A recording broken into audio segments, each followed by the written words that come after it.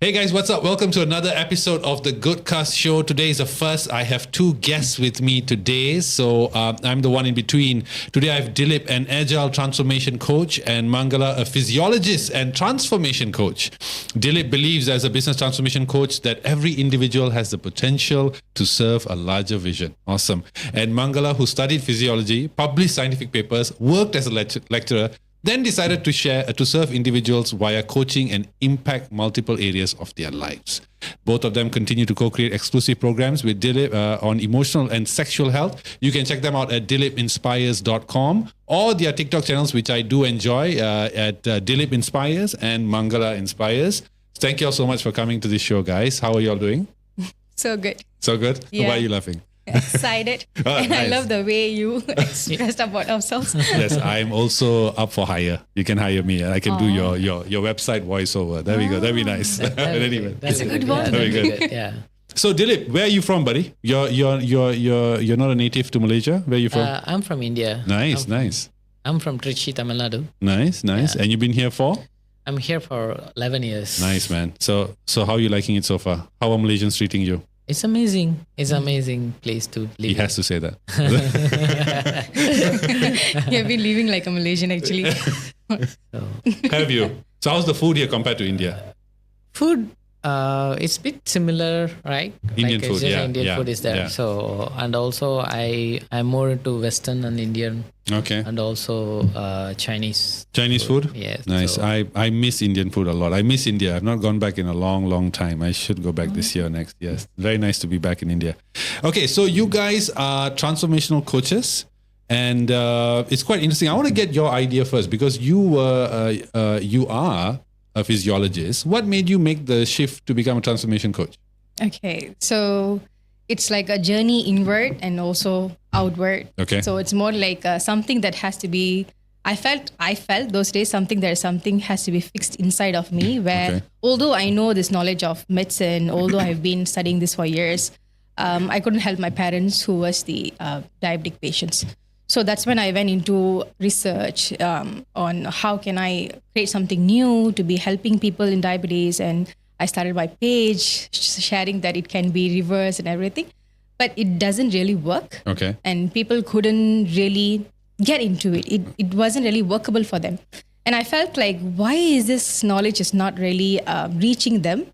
Then I realized there is something called emotional barriers. Okay. So even in me, understanding myself better, understanding my perceptions about life and what I was doing all this while, everything relates back to how my emotional self has been wired inside of me. Okay. So I felt like emotional health is one of the major part, the basic for us to create our physical fitness, mental fitness, spiritual fitness, whatever, right? Financial fitness. So I wanted to dive a little more deeper in it. That's when I met him, when in my very lowest point, I had gone through depressive state. And I scroll Instagram, there was one post so resonating. I said, thank you for posting. And that was him. And then you took the cue. So let's go out. So and then she sent me a voice note saying that she didn't ask for a coaching session. She asked, but that ad was targeted for coaching session, right? Okay. But she didn't ask for a coaching session, but she told me that she wanted to learn more about me. Okay. So that's the point of time. I was wondering what is relationship. I was learning about myself. So that question made me to be very curious, right? And it all started as a friendship. Okay. So it took us almost 6 months to understand each other and understand each other's dream, understand each other's vision. Mm-hmm. So sorry, but your profile, because you sent me both your profiles, yours was unique. Yeah, I thought it was a bit. It was definitely an eyebrow raiser. You were married and you were in another business, and then you decided you were going through a midlife crisis, and then you decided to come out of that and do this. What made you? What made you make such a drastic change? Because all the while I was not understanding myself because I didn't understand what is my dream is all about. I was always following the checklist which has been given as a in the society, right? So where you needed to study well, get a good job, get a get into a good marriage, and then have a good kid, have a house, have a car, all the checklist has been achieved. But then deep inside, something was questioning me, what is love? Well, what is that missing piece actually? So why am I not able to connect with myself? Why am I not able to be happier, even though I was hustling, I was rushing towards achieving more and more, but then I was not feeling the fulfillment. Okay. So that question made me to go deeper and to fix others. I try to fix everyone around me, but where I didn't realize that the piece of the puzzle is me, to fix myself first. Okay. So that made me to be in a separation. Nice. But I mean, I see a lot of videos of y'all online. You guys talk a lot about yourselves, and you guys you all seem very happily married, and enviably by a lot of people, I'm sure. You guys, I mean, this very nice videos. So how has marriage been for you? I'll start with you. How marriage has been? We were living together for like about a year plus. And then we came to a term where we didn't want to get married or having kid. We didn't have that kind of mindset actually. We wanted to come together, experience our life, and we connected through our vision. So we wanted to serve the vision, which is like, let's coach people on this, right? But there were a time where somehow it related us go back to this marriage life, or our vision is more like traveling across the countries. So we wanted to be like together in that. So we got married, and it has been like how many months married? Since December. Since you remember? November. Oh my goodness! If my wife was here, she asked me, I would not know the answer to that. No, it's just this November. So this November. Okay, see, you're cheating. You're cheating. I can't remember. I should edit this part out. The funny part is we forgot that we got married. We used to call babe. We used to introduce ourselves as my partner, my lover. And, hey, come on, we are husband and wife. Yeah, exactly.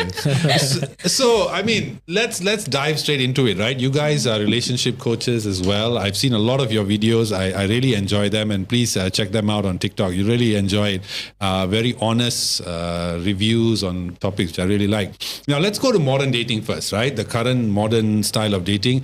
In your experience, in your business, what have you noticed are the main challenges that the men and women face in modern relationships?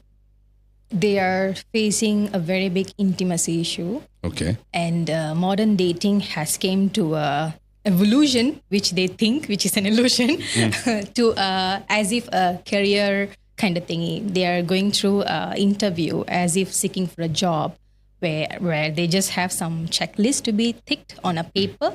It's not about human experience on how we connect with each other. It's about, if the checklist has been ticked, then let's proceed to the next level of speaking, next level of marriage. Whereas the phase of love, phase of intimacy, phase of knowing each other and their vision is not being there.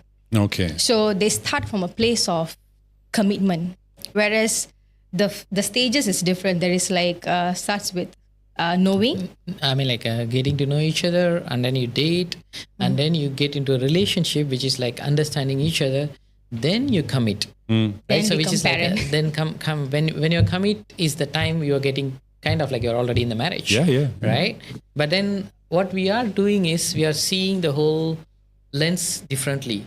We are already seeing ourselves as not even a wife or husband. We are seeing ourselves as a mother and father. Okay, interesting. Elaborate on that.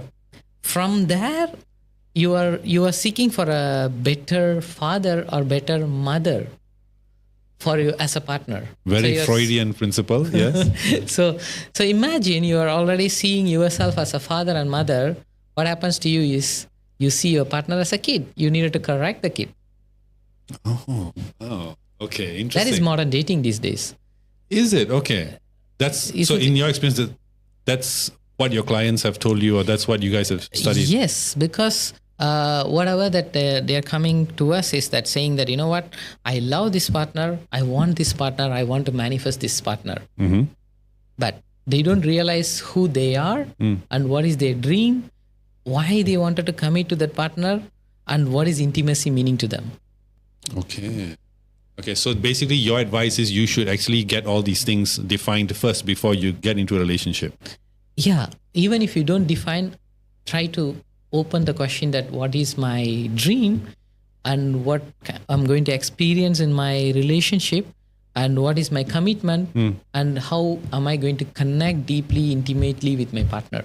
Okay. Now, just another question to basically follow up your answer just now. You said that relationships need to start, you get to know the person, then you basically commit at the end, right? You get married, so that's your commitment, right? Or you end up being together, that's your commitment. So do you think that arranged marriages then work when you start with the commitment first and then you sort of like work backwards? It depends on the couple again. It's not, there is no one way or other. We cannot compare with each other. Like I guess there's this movie called Jilin or Kadal in Tamil where they commit and then they get into the relationship, right? It's backwards only. But it depends because they both ready to put a work on it, grow together, understand each other, even though if there is the intimacy gap is there, okay, let's see what works and what is not working. And that brings the point of understanding each other. Okay, good. Now I get it. Now, in today's world, there, like for eons we've had relationships. Now we have something called situationships, right? Basically, the definition is a romantic or sexual relationship that is not considered to be established or formal. Basically, what we used to call it back in the day was friends with benefits. That's what we used to call it, right? I come from a different generation. Now, when I look at this, it kind of, what I can conclude from this is that we are living in a time where people don't want to commit. Commitment is the biggest fear here. That's why situationships work now, right? They're the modern day, you could say Gen Z relationship idea. Why are people today finding it difficult to commit? And when it is commitment in any part of your life that lends meaning to whatever that you want to do, what do you think? It sounds like there's two extreme scenarios, right? Either you commit to it, you want to hold it so hardly because it's coming from fear, which is like, what if this person doesn't commit and I might be the sign of failure in front of the society. On the other side, I don't want to commit yet because I may fail. So let me find the perfection first and then I would go and commit. Okay. So somewhere or other, they're just finding a way out to not taking self-responsibility towards the action. It's okay to fail in a relationship. It's okay to have multiple access because you are growing from there. That doesn't mean that you just have to stay in there for so long, having multiple partners, not being genuine to you, not knowing what you really wanted. But either they blame the other person or the situation. Mostly they don't blame the other person. They blame the situation actually to be staying in a situationship. So that no one to be blamed. I just blame the situation. It just happened to be like that. Yeah. But what do you think, based on your experience and your knowledge, are the impacts to an individual when they get into many non-committal relationships in their life? I was one of them. Oh, you were? Yeah, I was one of them. Yeah. Right? Time to reveal the secret. So much. Yeah. So much, yeah. Please. So, I was always wondering what is the best relationship, right? So what is the best relationship? I was in one-sided relationship. I was in marriage. I was in a affair. I was in a situationships. My goodness, right? man. So you have the CV. So I have the CV, yes. Friends with benefits too. Friends with benefits too, right? So all of this leads to a point of basically I was not understanding my masculine energy. So I was not understanding that I am enough to be with the women. I am enough to be connected with the women and I am enough to be appreciated. So that appreciation is the part is missing these days. So that appreciation is transforming into a blame. So because you don't get appreciated, you started blaming this because of these people. I am like this. I became like this. Yeah. Right. So and also you will be escaping. Situationship is very simple. You will be escaping either by saying that my relationship is not good, or you will be saying that my health is not good now, or you will be saying that my money is not good now. So that's the reason I am not committing to you. But in reality, all this, who's that one person is in the middle? It's me. First, I needed to know who am I. If I don't know who am I, I'm going to always be in a place and then the whole world is against me. The whole world is always blaming me. So I will going to victimize myself. So that's coming from a victim personality where we tend to victimize ourselves and we tend to tell a lot of story about ourselves that this is the reason I'm being in a situationship. Now, isn't it? I mean, I'll be honest as well. I mean, I'm approaching 40 now. So back in the day, I too was in a lot of relationships. Anyway, high five, buddy. There we go. Now, the thing is, I've noticed, and again, please correct me if I'm wrong. There are two kinds of guys I've noticed, right? One of them is the kind of guy when he's in university, when he's in secondary school. These are the guys you will see that have relationship with one woman. They will sing a song to that girl if they could, write poems. They adore that girl, right? These guys, when they end up getting married, are more likely to have an affair, to cheat, because now they're in a position where they're earning, they have money, now they have ample choice, right? And I knew this one guy, a friend of mine. I won't mention his name. He may not know I'm talking about him. But in uni, he was like devoted to this one girl. Oh, I love you. I want to marry you. Then when he ends up working, he ends up having an affair. But on the flip side, there's another type of guy who during uni, during college, which is me, basically, I'm saying, had a lot. High five again. High five again. There we go. I had a lot of relationships. I was in and out of relationships and all that. But when I realized at one point, like, okay, I want to get married. I want to be committed. Boom, nothing else happened. I said, okay, I've had enough of this life. I came from a time when I hated that life. I said, okay, I've had enough of it. I'm in my 30s now, time to grow up. Okay, thank you very much for the clubs and the parties and the women. Now time to focus on family. So do you think that the problem also is that some men don't know who they are between these two? And if they are and they don't get it out of their system when they're young. So when they're older, they go back to that. Do you think that's one of the reasons? Basically, the reason is lust. Yeah. So to purge it out of you, you have to go through that. The reason is lust. Why that reason is happening as a lust? Because that man is coming from a place of always competing in all his life. Because he's always been in a competition to achieve the goal. He's always been a competitor. Proving right? worthy. Proving their worthiness, right? So he's always trying to prove. First, he's trying to prove to the girl, and then he's trying to prove to the parents, and then he's trying to prove to the world that I'm in a good job. So all these places he has proven he's competitive enough, right? Now, what is next? I guess more women. That is how the society norms telling you that more women is better for a man, right? So it's because that voice he never heard of it, because he's too focused and he's too busy in creating the competition, and he never heard of that voice which says that more women is the best, right? So but it's not actually. So both of them are in a place of lower vibration energy than love, where you're always having an anger or fear, or you have a judgment, or you have a low self-esteem. All these gaps are he's feeling, but he's hiding it underneath him. Okay, it's hiding as a personality, which is like he always could have those desire, which is the intimacy, but he never experienced it, and he doesn't have a variety in his life. So that's why he goes out seeking many women as well, right? Yes. Okay. Adding on that point, right? Whatever he said, guilt, competition is basically the lower frequency of brain waves. So you have frequency. Don't be so mean. Huh? No. This is something that we really needed to understand, right? On the flip side of it, when we study about the brain and the waves, right? There are emotions which generate levels of frequency. And the lower frequency is the competition and lust. And you go further, there will be anger, hatred, guilt, shame, unworthiness. And the highest frequency is love and more love.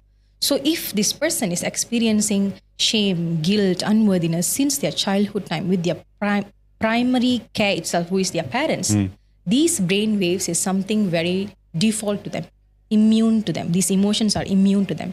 That is your normal personality. Whereas love is higher level. It doesn't have judgment. It doesn't have hatred, anger. So when they experience love, it could be something alien. They don't even know what is that. Okay. So staying in anger, hatred, judgment, competition, lust could be normal. Okay. So how do you elevate through the brainwaves then? How do you go higher? You memorized this emotion. You got to be unmemorizing this emotion and understanding that this was part of my life. Now, how can I connect myself with love? So it's nothing but just unmemorizing this emotion. That's easy for me. I was never a good student. It's very easy to unmemorize things. Now, I have a question for you. So, and I want to get your input because this is sort of like, this is what, from what I've read, right? Many psychologists are saying that in today's modern world, the men are more in the decline, more in threat of relationship harm. I'm talking about normal. I'm not talking about abuse or I'm talking about just in the middle of the U-shaped curve, right? Okay, the bell-shaped curve. Now, one of the things nowadays is that us as a society, we place beauty on a pedestal, right? We define it. There's many definitions of it. There's so many examples of it online and all that. So what happens is that young men nowadays, the key thing that they're looking for is beauty. That is the number one thing that they're looking for in a woman, right? Me, being at this age, if I could advise younger men, I would say that you shouldn't be looking for beauty at all. Of course, nobody wants to go out with a cyclops or anything. But what I mean is, of course, they have to be presentable. I understand that. But what I'm saying is that the key thing should be you should be with someone who gives you peace of mind, right? Because that is the most important thing in this world. Yeah. So another person who I listen to quite a lot is she's a psychologist from the UK. Her name is Sadia Khan. I don't know if you've heard of her. Sadia Khan. My goodness, you should look her up. She's gorgeous, dear Lord. It's not even fair how pretty she is. But anyway, she said that she recommends people, partners, people looking for partners, to look at another person's childhood and find matching childhoods, matching values, matching upbringing to ensure that a better marriage, a more successful marriage. Okay. So is the problem now, why there's issues in relationships nowadays, is because men are going into relationships looking for the wrong thing. So what happens is, because they're looking for the wrong thing, they eventually find the wrong woman and end up in the wrong relationship, and eventually it fails. Is that the main problem? I feel like the problem initiated in the beginning itself. We start to label right, wrong, beauty, ugly, good, bad. Yeah. That itself, it's like you're trying to box things and then try to fit ourselves into the box. Whereas men could be adoring everything. Who thought men this size is actually beautiful? Basically, it doesn't come from men. It came from women who are judging themselves. Interesting. So it's a woman's fault. I completely agree. So if a woman keep on repeating, right? So they will be keep on repeating that, do I look ugly? Do I? So they keep on repeating that.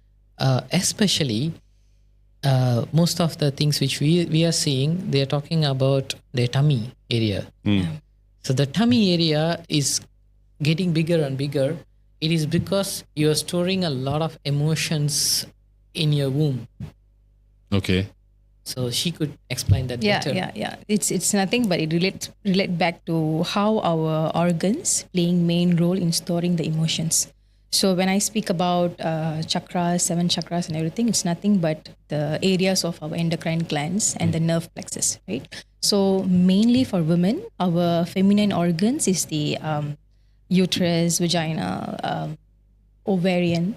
So we tend to see so much of expansion over these areas when they are having shameful self hidden in them. Okay. So that is the area where shame being stored.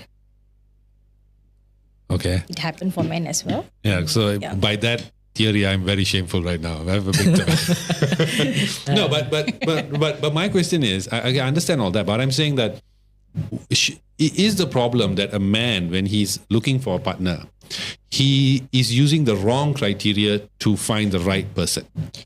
Who defines this? It's a wrong criteria. If a man looking for a beauty, let him look for a beauty. What is wrong in looking for a beauty? If you go for just looking at beauty as a criteria, most of the time that's what you're going to get. You get what you're looking for, right? So shouldn't men have a different criteria to finding the right partner? So the man doesn't need to have a criteria. That's a fact, actually. Okay. So again, we are going into the part of, we are talking about psychological, right? So when you are talking about psychological, the man is living in their mind. He's not living in their body. Okay. So when instead of talking about the checklist, you needed to understand what connects with your mind and your body, which is your heart. Okay. So you needed to understand your own heart, and that will show the beauty of the woman in front of you. And there is no other criteria. It's about the criteria. If you asked, is this woman is giving me energy or this woman is draining my energy? Okay. That's how he found me. Wow. Happy for that exercise that you have done. So yeah, okay, it's a very so basic thing. So that should be the question. Is she draining my energy or is she giving me energy? yes. Yeah, that So the makes a lot of moments when sense. you are around her, are you feeling peace in your heart? Or are you feeling something to, I want to prove to her? Anxious. Or I feel that I'm not worthy enough for her. So that gap, whatever that you are feeling, either you want to become a superior or you wanted to become inferior. If you are feeling this, that means the first criteria you need to work on is yourself. Okay. Then Okay. from there, you will match the energy which is already around there with you. You will recognize that energy. Interesting. That, Like you that said, makes a lot of sense. why they went and go after this beautiful woman. If they are coming from the energy of unworthiness, winning a beautiful woman is like a trophy for a man, because the men, their energy is more like winning it, proving it, having it, owning it. So they go, they put their bar high and then just go and win it. Then they feel good about it, worthy about themselves for some period of time. Okay. After that, like you said, go back to the cycle. Okay, that makes a lot of sense actually. Yeah, that makes a lot of sense. And I would also wanted to, let's not generalize this generation is doing this, because Gen Z is the generation we connect recently, but we do see those guys is not only looking at beauty. I mean, like in our circle, right? Okay. Yeah, it's like a bit flip side, no? It's a flip side. Is a flip side? It's a flip Yeah, side. Gen actually. Z is like more aware of Okay. Okay. things. Nice. Our Nice. era is was so much traumatized. Yes, thanks to rom-com in our families. Yes. Now, there is a channel that I like. It's called The Soft White Underbelly. It's a YouTube channel in the US. It's very popular. So once they had this lawyer on, he's a divorce lawyer, right? So he was talking about divorce and all this kind of things. And he was giving an example, this story of his. So one of his clients, this lady, he was helping her through a divorce. And during a break in the court proceedings, he asked her, when did you know that your marriage failed? When did you know that it was over? So she told a story. She said, it all started with something called a granular bar. I think I'm getting the name right or right. It's let's just say it's like a protein bar, like stuff like that. So she liked that at home. She would always eat that with her yogurt, and her husband would always fill it up when it's going low, right? And he would never ask credit for it. She would never have to tell him that it's on low. He would do it by himself, and she said when she saw the whole supply of it being replenished, it made her feel good about herself, right? It made her feel loved. It made her feel cared. But one day when it was low, it wasn't refilled. So she said maybe he missed out. So what she did, she put it in a more prominent area and she finished it. So it was empty, but he never filled it. So that was when she knew that things are bad. Things are not going to go well. Then the lawyer asked her, how about on his side? So she said that during their marriage, she used to perform oral sex on him at any random time. In the morning before he went to work, she would perform oral sex, and he would throughout the day text her, feel happy, and really be in touch with her, right? And one day she stopped. She just stopped. So this lawyer was saying that at the end of the day, it wasn't anything complex. It was granola bars and blowjobs. That was what it was. So my question is, when we see divorce cases on the rise, when we see marriages break up, when we see relationships break up, is it that the answer to this lies in the simple things, that it's the small things actually that make a major difference in a successful marriage? Because you're having a commitment, which is a very huge part of your life, right? Which is like a very big thing. Yeah. And then you're living your dream, right? So those two are very big things. But what makes the connection is the intimacy, right? It's the small intimate things you do it together, right? So for her, what her husband is doing for her is so important. So whatever the blowjob, whatever she's giving, she see it as a doing. So she wants the doing.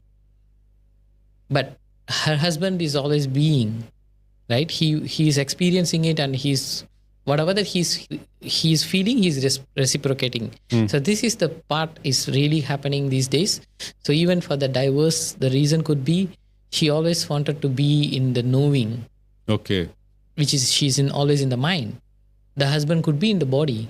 So the connection of relationship itself comes between the body and mind, which is connecting with the heart, right?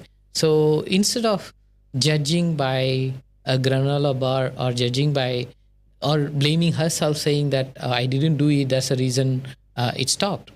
But they both could have talked about what is their future dream.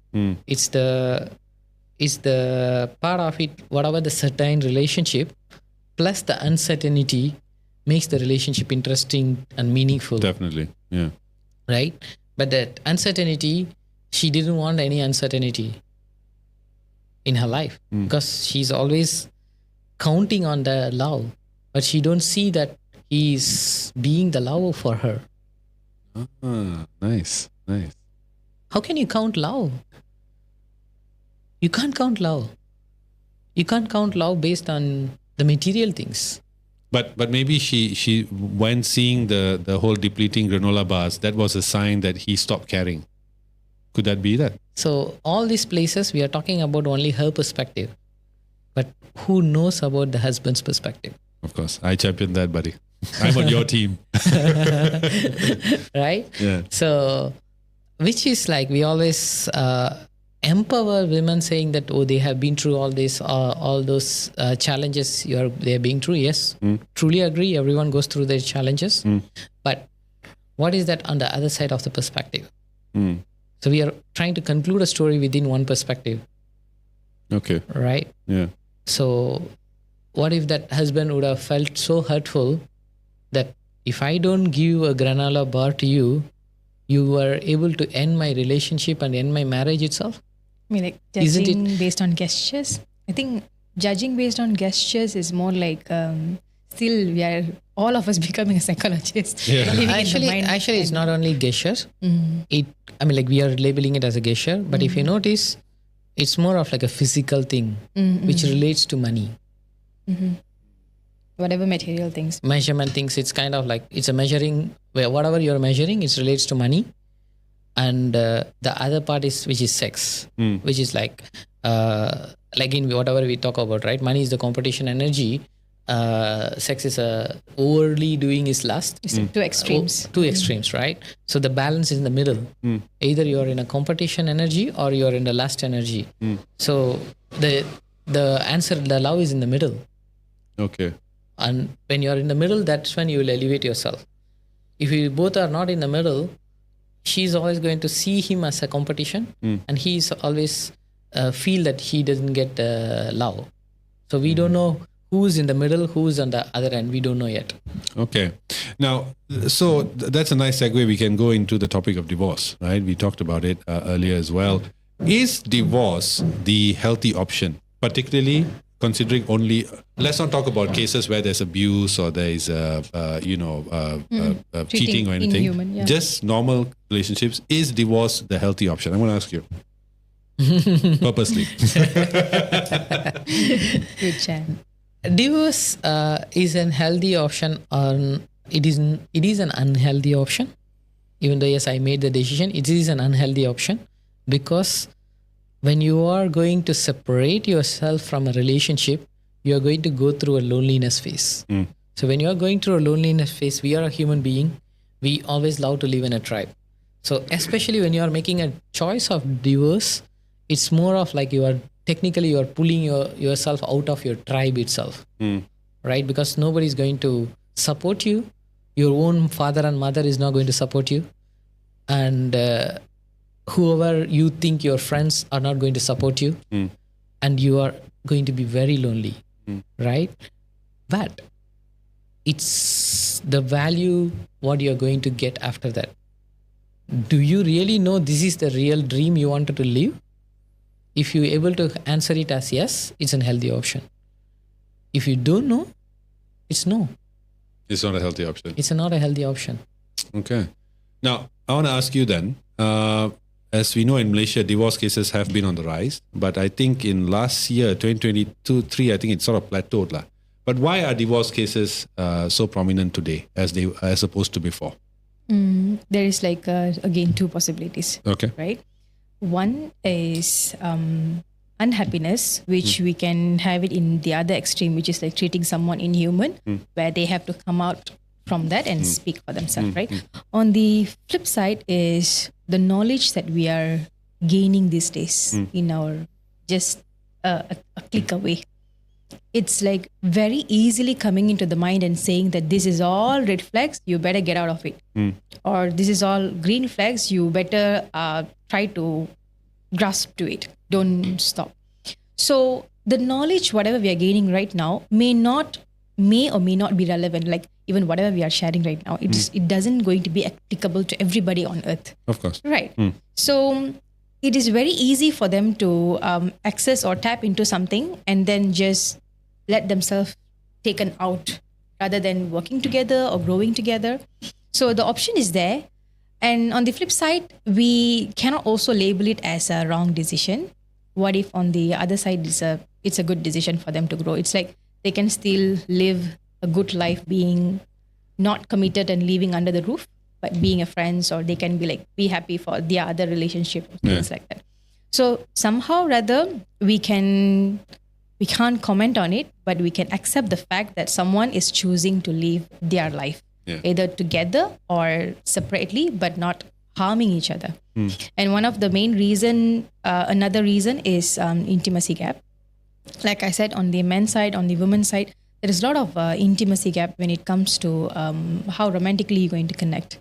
So as he said, women or men, when they come from perspective of responsibility and money to be there, then they don't know how to experience. Now, okay, I already love you, I got married, I got baby, now what? What are we going to do? So if you already know what you're going to do. They will say that what are they going to do? They will find they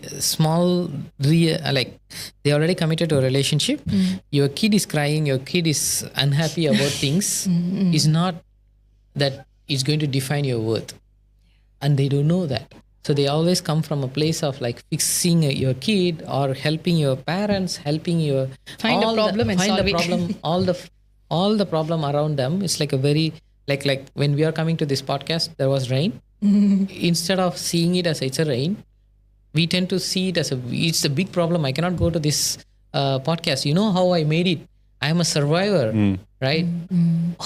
Everybody goes through the survival stage in life, but are you growing out of survival? That's the key. That's the key part. So, and the women trying to lose themselves in the part of survival, but they don't recognize that they already feeling fulfilled.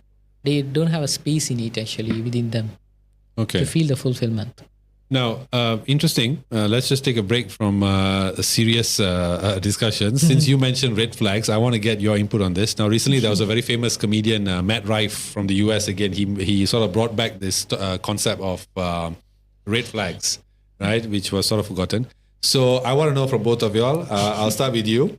So tell me 3 red flags that women should be looking out in men before they get into a relationship with them. I would say, don't see red flags yet. Don't see red flags. Don't see red flag yet, because you're going to only see red flags. That's true. Okay. Let me then do it like this.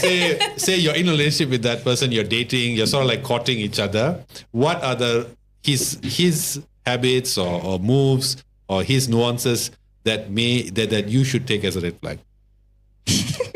Red flag. Okay. So first thing first, we came to realization, both of us, that seeing it as red flag and green flag itself a problem. Okay. Yeah, because red flag is nothing but coming from a very survival need. So how we saw this, actually, red flag is nothing but our sacral base chakra.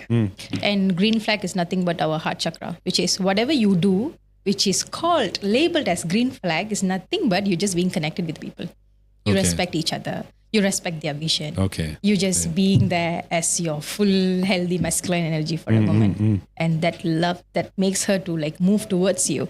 Whereas whatever we call as this root chakra, which is the red flag, is nothing but you coming from a fear. You want to make sure everything is good. You will be like judging this person. Am I going to be good with her or not? What do you do? What do you study? What makes you to be in a relationship? Have you gone through excess? So much of insecurities where I don't find stability in me. And I'm going to find stability in the other person or judge them to feel secured, to feel worthy. So that is, what do we say about it? It's the person who is still living in their survival need, which is not being met. So to be in a relationship, we need to have our needs are being met, which is in Maslow's hierarchy. You will see the base is actually our root chakra, which is the physiological need to be met, security need to be met, love and belongingness. That's when it comes there. And then we have our self-esteem and then transcendence, right? So seeing red flag is nothing but you're just attracting a man whose basic needs are not being met. And how he going to behave when his basic needs are not being met, that is red flags. But isn't that dangerous though to think like that? I mean, what if the guy has like a bad temper or he's shouting at everyone? Or I mean, would you want to date that? You are... No, wait. Before you get to the answer, now I want to ask you that. You tell me, please. Answer. He's seeking something. 3 red flags that men should look out for in women. Instead of looking for the red flags and green flags, I think, as you mentioned about Sadia Khan, she rightly pointed out, look for values. Instead of looking for a red flags, if you ask me the 3 values, it's each of our individual experience, right? So for me, my individual experience taught me that my values are transformation, connection, and insightful. Okay. Right? So, and Mangala's green flag, whatever you asked, is transformation, connection, and flow. Okay. So, are these values are aligning? Okay. Insightful and flow, are they aligning? Yes, it is aligning. So, transformation and connection is equal. So, that is the place we needed to come from. Rather than we always come from finding a flaw, we can find trillions of flaw in internet. But whatever the flaws we are talking about, red flags, you can, if you go and search in red flags, you can find a lot of meanings, right? Yes, Can I add, if you say your parents would have got it, you just don't want to talk about it and you go and find it in your partner. Fair enough. Yeah, true. So she's trying to make it spicier, but we still go into a serious. It's fine. No, it's fine. I like your honesty. That's fine. So then I have this question, right? Because this is, I think, again, this is inspired by one of my favorite comedians, Matt Rife, currently, and he did a stand-up special recently, and where he said that the biggest red flag that men should look out for, and I want to ask your opinion. I'll start with you first. That a man should never date a girl that has guy friends. True or false? False. Really? Yes. Why? Because what we needed to realize is it's about commitment. If a woman or a man committed to that other woman or a man, you can have 100 friends, which means that woman is more sociable. She's more good at social skills, right? So you needed to appreciate the woman that woman has a more social skills, right? Why would you see her as a challenging situation? It's because why? Well, I guess I'm old school. How do you judge her? No, I don't judge her. I just think that women don't laugh. You're laughing there. Well, we would call her as she's too friendly with guys. Like, what's up, man? Like if I were friendly with other women, if I had many girlfriends, I don't think my partner or my wife would like it, or my girlfriend, right? Would you like to be with a guy who has many girlfriends? He has so much of friends. And I still speak with my exes. Yeah. Oh, you're that type of person. I cannot. For me, after I break up, it's blocked. That's it. Cut off. That's the thing, right? We always have this checklist. If we got into marriage, you shouldn't be talking to your exes. It's nothing but my integrity. Okay. If I don't feel that I am feeling enough with whatever he is being with me, then I'm telling him that you don't talk to your ex, I don't talk to my ex. It's nothing but I'm trying to control. Okay. Control. I have to control him. I have to make sure that he is only for me, own him. If let's say he is talking to his ex, it's not a big deal. It's not a problem. What is the intention he has to be the thing that I need to understand. The intention he has is compassion, to make sure that, okay, so everything's good. Both of us have shared our everything about our exes, and then we used to introduce our exes and everything, and they are happily married and everything. We used to be happy about it. So I felt like telling someone that you shouldn't talk to your ex is nothing but I own you. You better don't go after someone. I have to make sure that you're in my control. Fair enough. Come on. I think he also talk about like friends, right? So if I don't have many girlfriends, I'm going to judge a lot about Mangala. Yeah. Whatever that she had been through in her life, right? I'm going to judge her a lot. Immense amount of judgment is going to be with me because I don't know what is women. I don't know, because women has a infinite possibilities. But isn't that the problem? No man knows what a woman is until today. You cannot understand. Yeah. It's a mystery. Okay. That is because both of us are universe. Yeah. Both of us are universe. The connection forms in the certainty and uncertainty, as we spoke before, which is coming from Tony Robbins, right? So the certainty is the part we are trying to make sure that this is the steps to be in a connected relationship. We are trying to have a Bible or a book, any scriptures we wanted to have it to have that this is the checklist we needed to live. Okay. Right? So it's not about that. It's beyond everything, right? So it's beyond limiting yourself. So you needed to understand each other. So when you are in the presence, right? So that presence won't make you think that he has multiple girlfriends. If you could be that man, no woman will be feeling insecure about you. If you could be that woman, no man is going to feel insecure about that woman. Fair enough. I've not spoken to any of my exes. Yes. I just can't. I can't be friends with the girl because I have guy friends, all right? I don't want to be friends with you. That's okay. That's your energy. You already understand. I'm joking. Okay, so I want to get to the last few questions here. So there was I think last year, there was a very popular video on TikTok. And in this video is, I think, a scene from a show or a movie. I am not so sure. But it's this wife who is yelling at her husband. And she's saying this. Basically, the husband had cheated, right? So she's saying this. She says, so if she's not prettier than me, if she's not skinnier than me, if she's not younger than me, then why couldn't it just be me, right? Then the husband answers, because she's softer than you. She's quieter than you. She doesn't yell at me. She doesn't call me an idiot or tells me to shut up all the time. She listens to me. She's nice to me. She doesn't make me feel like the only thing stopping her from being happy is me. Now, I find this interaction very powerful because I feel that it's sort of summing up what a lot of women get wrong nowadays, right? Because, and I'm sure most of the women who will watch this will shake their heads and go, no, it's the man's fault because he didn't do that, so I won't do this kind of thing. That's fair enough. But do you think, and I'll ask you, since you're a woman, it's interesting to get your thing on this. Have women sort of lost the plot?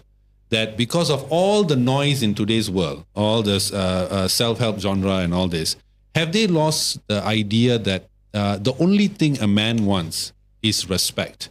And if he's given that, then he wouldn't have the need to go out and cheat or have a third person in his life. Woman has lost the idea of being woman. Oh, interesting. Woman has lost the idea of being in their feminine energy. Okay. Which will She have to do nothing. She just will be luring her man with her. It's just nothing but being in her energy. But whatever you said, the societal norms and noise has made her to be competitive to a man, to be a man, where she forgot her basic nature is nothing but surrendering to a man. Just surrender. I surrender to you that you're going to take care of me. And I'm being there. I'm going to give you the respect, the love, give you the space for you to even show your skill set of being the provider towards me and the family. If I don't give the space, I'll be like controlling. Don't do this, don't do that. You're an idiot. You should have been doing this way. Not giving you a space to make a decision. I make it. So I am playing the masculine role. And obviously, any man would feel that there is no voice for me. Then when they find an outlet where someone is respecting them, they would be like having a space that, okay, someone is making me feel worthy. Whereas I don't feel worthy inside. I'm not saying that women are wrong, but I was one of them too. We call it hyper-independent women. I am independent, feminist. Women can do anything. Basically, we are creating a competition which we don't even need to. We don't even need to compete That's true. among I agree with men that. and women. Yep. Because it's also the fear a woman has deep within her. She is masking it with anger. So the deeper self of her, whatever that woman is saying, that I can be independent, I can be successful, I can be all, it is coming from a deepest place of her fear, masking an anger. The shield which she's preparing is an anger shield, right? So that the man could not see her fearful version. Vulnerable self. Right? Okay. So that shield, she is making a choice to, she's kind of like telling a man that I am the one going to give you a space. Okay. I am the one going to give you a space. So There's sort of like a what do you call this? A gender role reversal here. yes. Okay. So and she's saying that I am the one going to give you a space, but in reality, as a primal being, we are coming from a place that man is the provider. Man is supposed to provide that space, but she is choosing to be the provider to give the space, but by putting a shield of anger. So she needs to heal her anger, we think, but it's not the anger. She needs to see her avoidance and anxious self of her. Okay.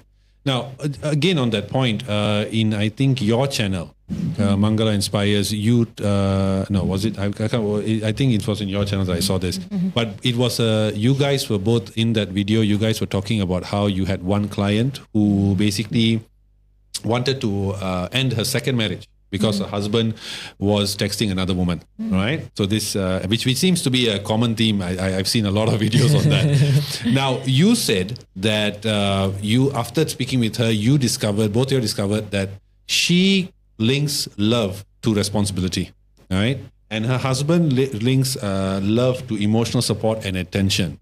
So you guys talked about it. You said it yourself. This is our base nature, our caveman programming, right? That has been there for centuries, right? Why is it you feel like in this generation, or not, when I say this time, like this century, This time, okay. why is it that there's so much of denial of this base software programming that we have? Why is it happening that women and men cannot accept their roles in a family dynamic? One provides, one nurtures. Why is it like that? Why are we denying this? So instead of talking about the roles and responsibilities, this is also again come from a place of organization culture, where we wanted to ensure that this is the role, this is the responsibility. We tend to define it. So, but when it comes to the relationship, it will be always been a switch. So it's kind of like sometimes I will be driving the car for her because on that time she has something to do. So I'm a provider there. But sometimes like today I was too tired because yesterday morning I was working and I was too tired and she's driving for me today. So what we don't see is that appreciation. He's doing it for me. I'm doing it for him. So that appreciation. Instead of that, what we tend to do is in that case scenario, that responsibility the woman have a enormous of responsibility she has, because she's playing a role as a sister, daughter, and wife, and mother, entrepreneur. all these roles she's playing. So imagine that much of stress she has, right? And she don't have a space and time to pause and connect with the husband, right? And that time, her coping up mechanism is focus, do more in the work. His coping up mechanism is going to the phone and text, right? And attention span for these days is very low. Can you be, because you're doing this podcast, what if you're being alone? What will you do? I don't want to say. Don't want to say. I'll be on TikTok. That's what I'll be doing. Yeah. Or reading. I'll say reading. That's better. Sounds smarter. So that means you see that self of you. Initially, it already told me that it's a TikTok. But then for the outer world, you're trying to prove that I'm reading. So see the gap? So we don't really acknowledge this gap. Right? So we have to be more honest with ourselves, more yes, so transparent. Why that transparency in this environment itself you cannot be? But what if that guy is feeling something and he couldn't tell the wife, and that gap is already increased? The gap is so huge. So it sounds like what you guys are saying is that the key to a successful marriage is communication. Straightforward, open. Is it? No, that's not. Oh my Understand goodness. your energy. Fine, man. Because I try to sound smart. okay, let's play this, right? What is love meaning to you? Oh my goodness. Don't. Oh, come on, let's do it. Love is the recognition. See, hey. Love is the recognition of a soulmate in another. Does that make sense? Did I sound very profound? Yes? No. I guess so. Here's what I think. I think, honestly, I'm speaking, I don't think love is an emotion. It's an ability. And it happens naturally. And I think we just decide who we want to use that ability for. And we can decide whether we want to do it on a macro level, whether, like people who like to save, refugees and all, they do it on a macro, or there are some people who do it on a very micro level, their family members, their partners and all that. So that's what I think love is. But I see both of you are judging me. Oh my goodness. It's your inner voice judging you so much. I'm adoring you. Stop judging me, man. Look away. That's the meaning. That's the meaning you are attaching to, and you're communicating, right? But words can be distorted. How much struggle you had to say it to the other person. You are like so fearful that what other person is going to judge about me. Are they going to understand what I'm trying to convey? Right? Of course. So this is not love. This is fear, where it's against opposite energy of love. So when you are coming from a place of communication, it's a place we all have a very distorted version of ourselves will come out. And we will be feeling it, something in our heart, but we will be speaking something from our mind. Okay. Right? So the middle... So we become very logical, very rational, as opposed to being emotional. You are not having intimacy with you. You're not having intimacy. Okay. Because especially one person you can trust is your partner. Of course. And if you can't be intimate enough with them, it's not about communication. It's kind of like the word sometimes I use to Mangala. She used to have, we have a blink of an eye. I think the good book by Malcolm Gladwell, right? So blink of an eye, we can judge, right? So whenever I use some words, why you didn't do this work, right? Her past version will come up like my parents used to say this to me. My lecturer used to say this to me. And then you are also saying this to me, right? But what is my intention? Is to... Aren't you just asking a question? Yeah. So what is my intention? So that's the question I used to ask her, right? So that gives a pause. That gives it silence. So in silence also you can feel the love. In communication also you can feel the love. When you have the love within you as a vibration. Okay. Yeah. I wish my answer was that good. Anyway, we're moving on. Your answer, your meaning is your meaning. I'm joking. Yeah. Okay. Now, I before we wrap up, this is a question of curiosity, more than anything else. Okay, so you guys talk a lot about the third person. I think in both your channels you talk about it, the third person, right? Yeah. My question is, and I've always wondered this, why do women are willing to become a third party in a relationship? I'll ask you. Okay. So there is two scenarios. Okay. There's always two scenarios with you, man. I have to be like explaining again to be, fair, to be understandable, right? So either childhood has been something not really so good for them, where they have to be like a person who have to provide a trophy to the parents to be accepted and loved. If they don't do that, they are not accepted and loved. So, which means they are not prioritized without doing anything. All right, being themselves is not being prioritized. Another side is if they have gone through an abusive relationship, where the person treat them inhumanly, right? So it's more like very abusive, physical, verbal, or anything. So the power has been reduced so much. They're supposed to have treating as a human, but they have been tolerating, and their power has been reduced so much, and they feel so unworthy. Okay, this much of it is enough for me to be feeling loved, right? So this person, when the moment they see someone, a man is acknowledging her or understanding the pain she's going through, most of the time they will be connecting with pain, not happy moments, right? So they will feel like so seen, valued, appreciated. And they just settle for less, tolerate with the less. But eventually, it is not going to stop there because they want more of it. That's where the problem becomes big, right? And another thing is, deprioritization from the family. So they feel their body automatically, this is an immune emotion for them. The way they think, the way they act, the way they decide, behave, speak will come from that immune self, which is, anyways, I'm deprioritized. Like we do something to be okay. It's anxious okay. Self. Anxious self. They are always being anxious because they have not been prioritized. They always coming in their mind. Their story is always running, saying that, "What do I do next? What do I do next? What do I do next?" One day he will choose. So, if let's say when they are with a partner who doesn't want them to do anything, they cannot be there. They cannot be in that relationship. They feel so boring. Right? Because they want someone who can make them to overthink. Okay.